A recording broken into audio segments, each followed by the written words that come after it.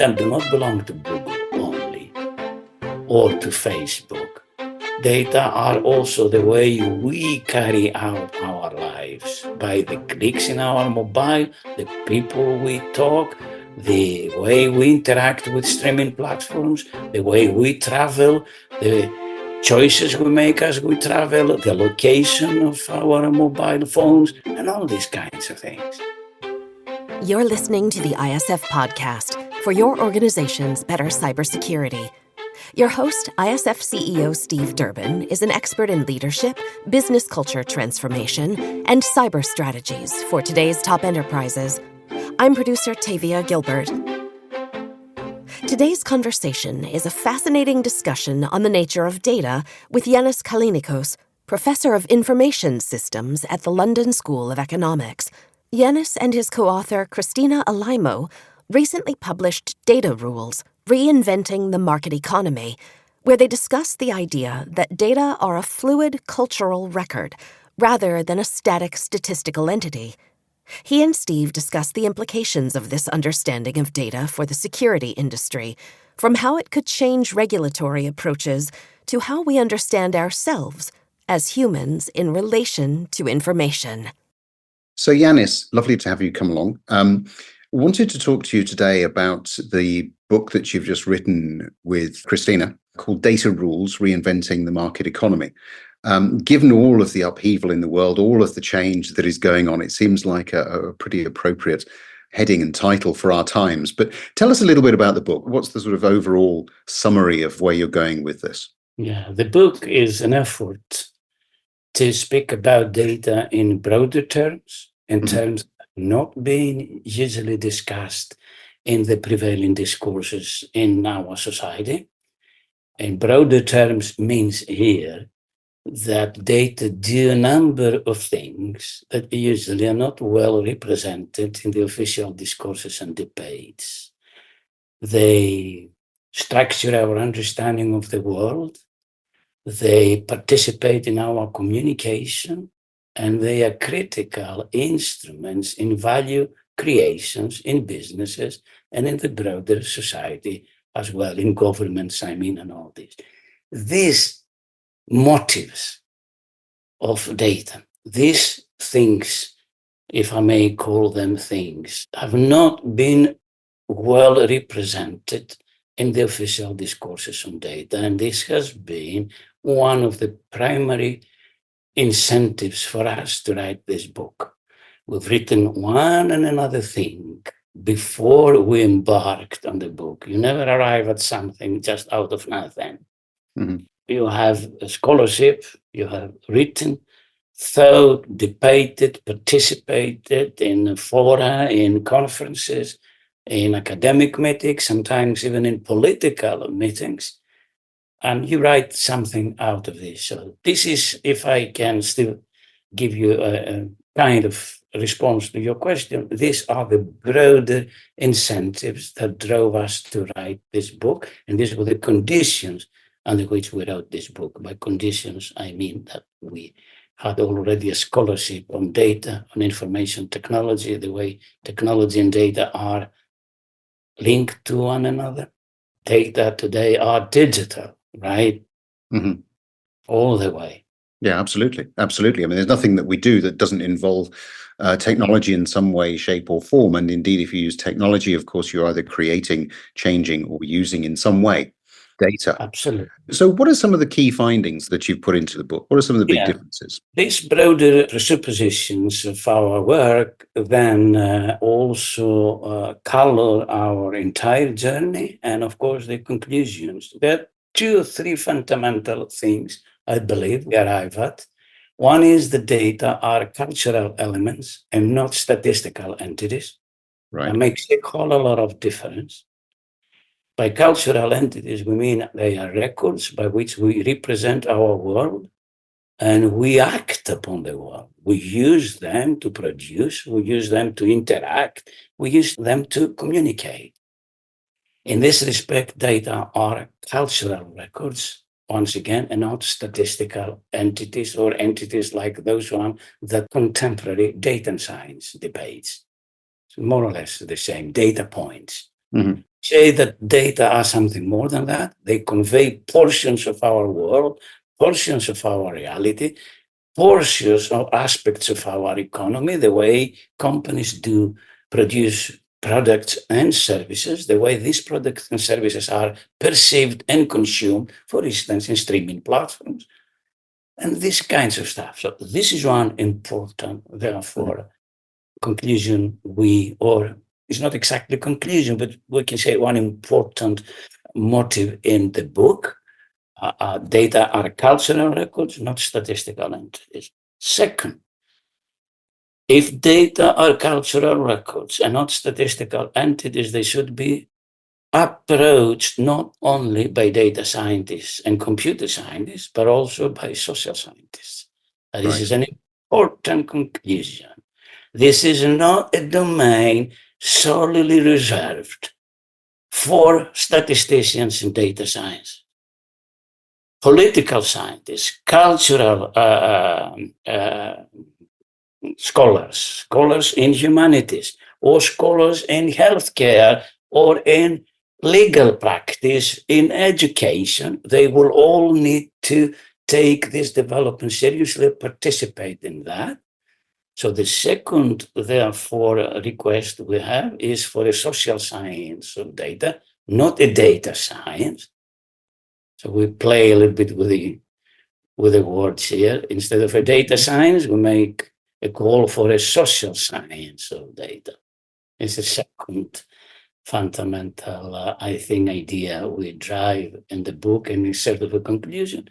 And the third one is, if I may say so, there are more, but let's conclude on these three. The third one is that data are major elements of a structural change in our economy and society, and we link them to the creation of such units as platforms and digital ecosystems which have not existed before.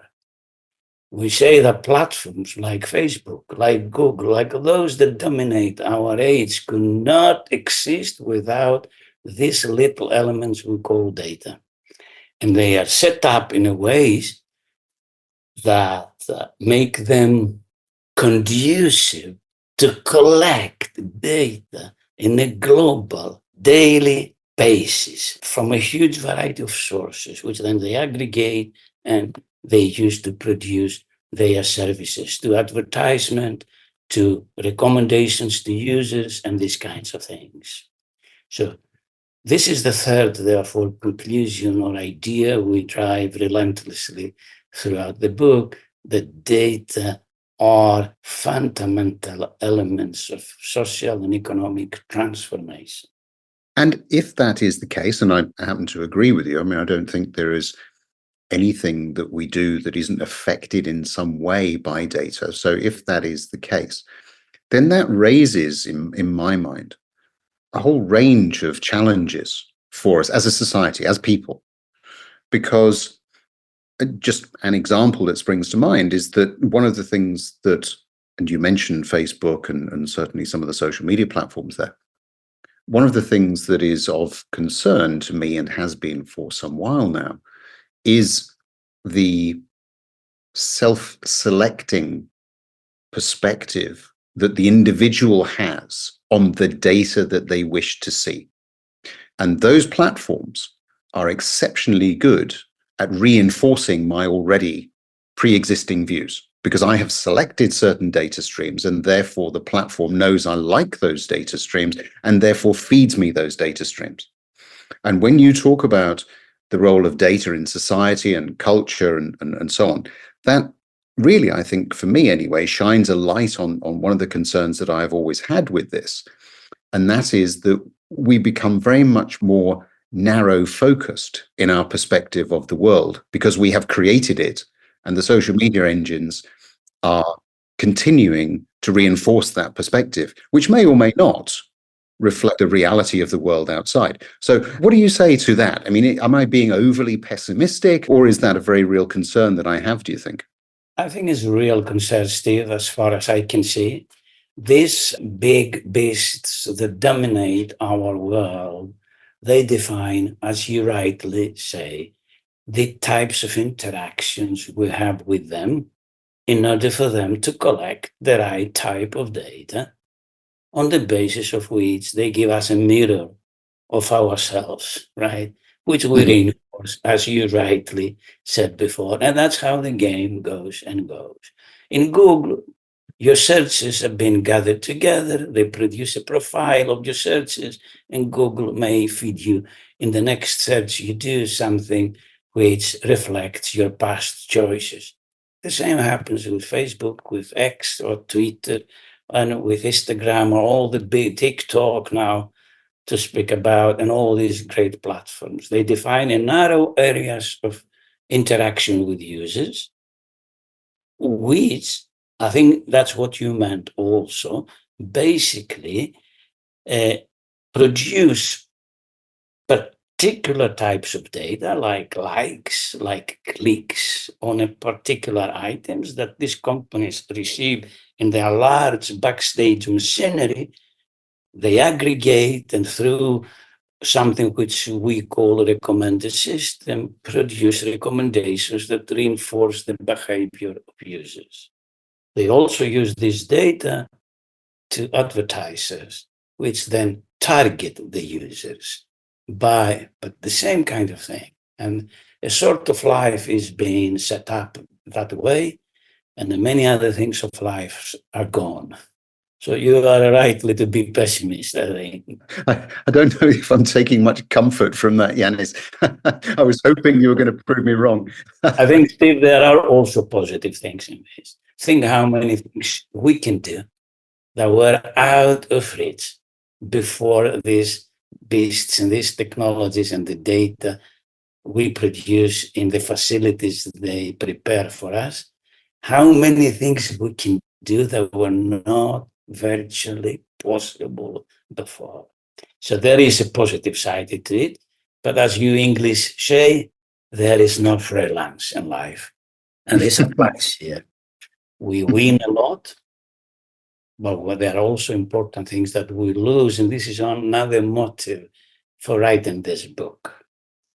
We want to present the fuller picture, which is not evident often in the official discourses on data. So, Jannis, how do we maintain some kind of balance in this world that you're describing now, where data is pretty much shaping everything from the culture to the society through to the platforms where we view the world? How do we maintain balance? What is the answer to that? Yeah, it's a difficult question, Steve. Balance is not part of life. I'm afraid to say so. Life is always strict, oblique, and distorted. It's part of life. That's why it goes forward. But we can achieve, and I think I'm sure you mean this, we can achieve reasonable proportions of these things. I don't know. There's no immediate answer, but one important thing that can be derived from our book, and some of the things you and I are talking here, is that we need to debate all these things, and we need to debate with different presuppositions. We need to involve people, make them aware, but also make lawyers and economists also aware about the multiplicity and plurality of data as cultural artifacts. Other than these general presuppositions, Steve, I don't have any immediate answer to your complex questions. But a society like our society that is based on democracy and pluralism can get better by debating this and finding compromises that are reasonable and often productive, because there are also compromises sometimes can be not productive. Yeah, I'm sitting here, Jannis, trying to think about some different ways in which we could put guidelines around this, or and I'm just wondering, is there a role for some form of regulation in all of this, do you think? Absolutely. That's what I think we are debating indirectly. Of course, there is room for regulation, but regulation is also a complex social activity, Steve, and we know from this, first, regulators can commit mistakes. produce unproductive regulations. Think about the history of economics and how many of these regulations that have been produced, they have often not really delivered. So the only way for us as society to set up the premises of a reasonable way of dealing with data is through regulation. This should be clear. But that regulation, and this is a point Christina and I also drive relentlessly in the book, that regulations need to reflect the essence of data, the attributes of data along those dimensions you and I have already been debating. And for lawyers and economists, data are things that can be put in boxes. What you and I are talking about is that data are interactive entities that are being produced through an interaction between a system, other people, and an individual. And this interaction is quite a complex thing. It's this that produces the data, because for every click we do, there is data production, right?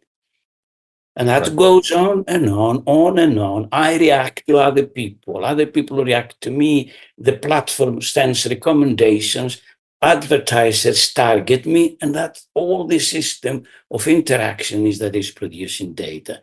When you interfere in a system of interactions, you have to have a clear understanding how that system looks like and what's the role of data in this.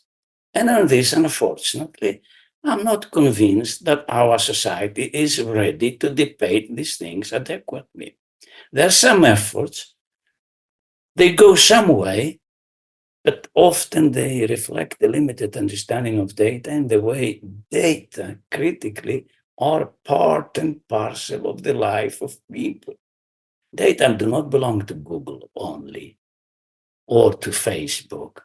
Data are also the way we carry out our lives by the clicks in our mobile, the people we talk, the way we interact with streaming platforms, the way we travel, the choices we make as we travel, the location of our mobile phones, and all these kinds of things. They are ongoing entities, data. And I think the regulations I have seen myself so far doesn't reflect adequately the need, the complexity of data. So in a nutshell, absolutely we need regulation. That's the way society needs to protect itself and its members from greedy others that may want to use these conditions to make only, let me say, money for themselves. And therefore, regulation sets the limits for how this game will be played. But that regulation, to say in another word, needs to reflect the nature of data. We cannot have, to give an example, I think in Britain well understood, you cannot have basketball rules in football. That makes it bad. So therefore, what I'm trying to say, and what I and Christina write and drive thoroughly in the book, is this nature of data as cultural records and artifacts, the many things they are being involved in doing, and this has to be reflected also in legal and economic discourses. And it's not.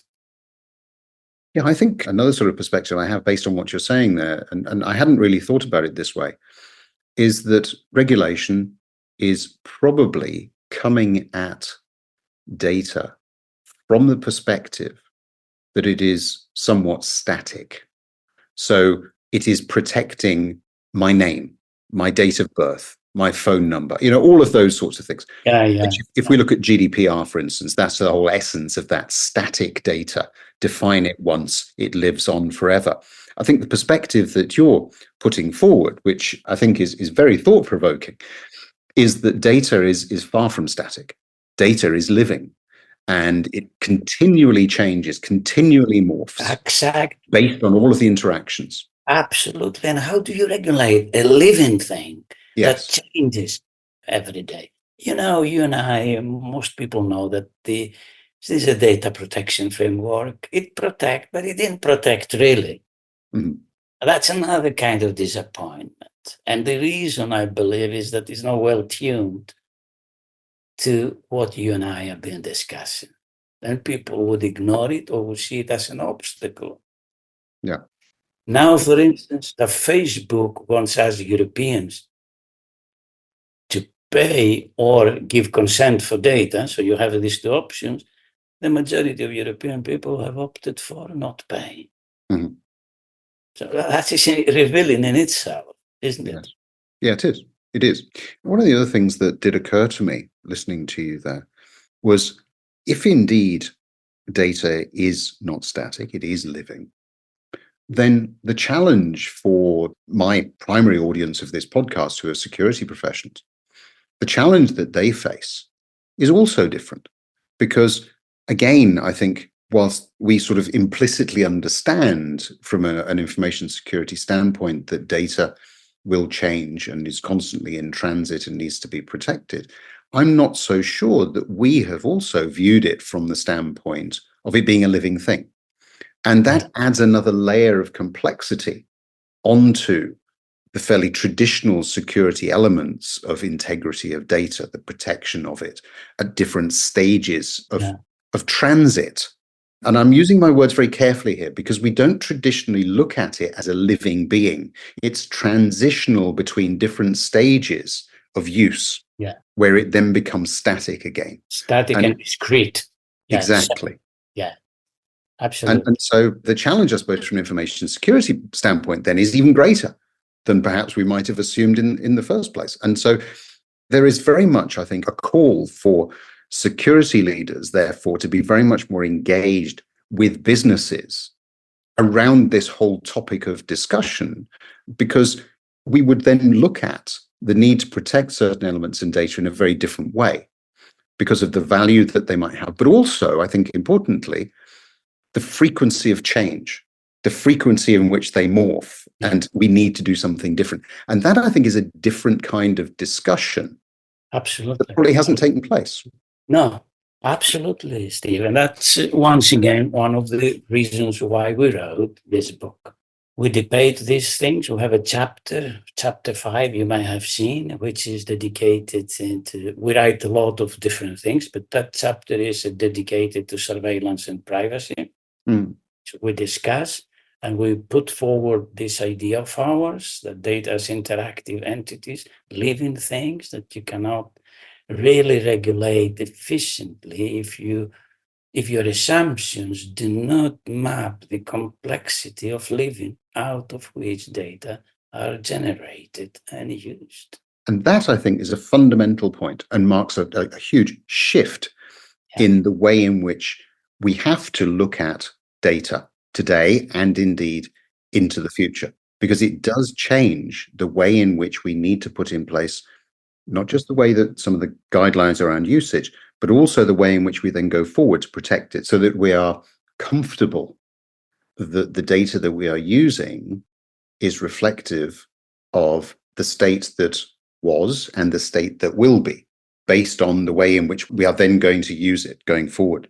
Let me ask you another question, Jannis.